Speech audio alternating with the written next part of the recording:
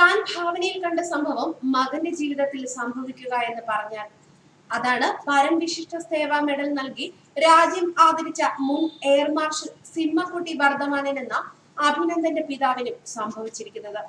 തന്റെ കൂടി നിർദ്ദേശത്തിൽ വെള്ളിത്തിരയിലൊരുങ്ങുന്ന തമിഴ് ചിത്രം ജീവിതത്തിലും ആവർത്തിക്കുന്നതിന്റെ ആത്മസംഘർഷത്തിലാണ് വർദ്ധമാൻ. പാകിസ്ഥാന്റെ പിടിയിലായ വ്യോമസേന പൈലറ്റ് വിംഗ് കമാൻഡർ അഭിനന്ദന്റെ പിതാവ് വർദ്ധമാനാണ് തമിഴിലിറങ്ങിയ മണിരത്നം ചിത്രമായ കാട്ടുവെളിയിടയ്ക്ക് വേണ്ടി ഉപദേശങ്ങൾ നൽകിയത്. കാർഗിൽ യുദ്ധത്തിനിടെ പാക് പിടിയിൽ അകപ്പെട്ട പൈലറ്റിന്റെ കഥ പറയുന്നതാണ് ഈ ചിത്രം. തമിഴ് യുവതാരം കാർത്തിയും ബോളിവുഡ് താരം അതിഥി റാവു ഹൈദരിയും വേഷമിട്ട ചിത്രം 2017 പുറത്തിറങ്ങിയത്. കാർഗിൽ യുദ്ധത്തിനിടെ വിമാനം തകർന്ന് പാക് പിടിയിലായ ഇന്ത്യൻ പൈലറ്റിനെ റാവൽപിണ്ടി ജയിലിൽ അടയ്ക്കുന്നതും പീഡനത്തിന് വിധേയമാക്കുന്നതുമാണ് പ്രമേയം. ചിത്രത്തിന് 2 ദേശീയ പുരസ്കാരം ലഭിച്ചിട്ടുണ്ട്. അതേസമയം വിംഗ് കമാൻഡർ അഭിനന്ദൻ വർദ്ധമാനെ സുരക്ഷിതമായി തിരികെ എത്തിക്കണമെന്ന് അഭിനന്ദന്റെ ബന്ധുക്കളും സുഹൃത്തുക്കളും കേന്ദ്ര സർക്കാരിനോട് ആവശ്യപ്പെട്ടിട്ടുണ്ട്. അതായത് ഇക്കാര്യത്തിൽ കേന്ദ്ര സർക്കാർ അടിയന്തര ഇടപെടൽ തന്നെ നടത്തണമെന്നാണ് കമാൻഡറുടെ കുടുംബത്തിന്റെ ആവശ്യം.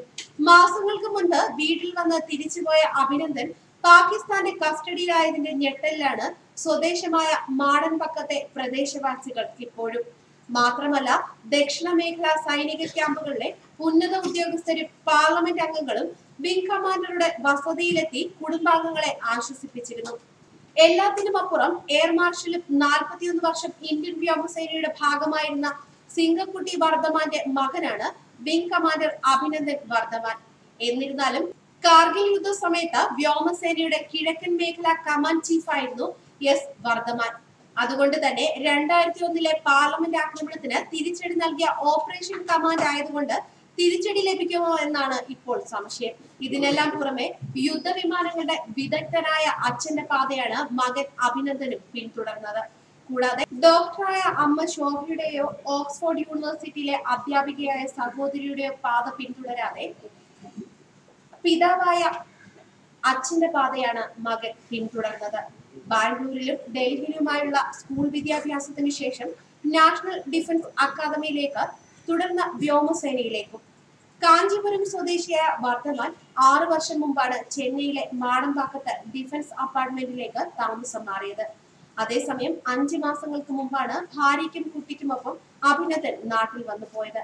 മാത്രമല്ല, അഭിനന്ദനെ മോചിപ്പിക്കാൻ സാധ്യമായ എല്ലാ വഴികളും തേടണമെന്ന് DMK അടക്കം രാഷ്ട്രീയ കക്ഷികൾ ഒന്നടങ്കം ആവശ്യപ്പെടുന്നുണ്ട്. ഉത്തരേന്ത്യൻ സ്വദേശിയായ അഭിനന്ദന്റെ ഭാര്യയും വ്യോമസേന പൈലറ്റ് ആയിരുന്നു.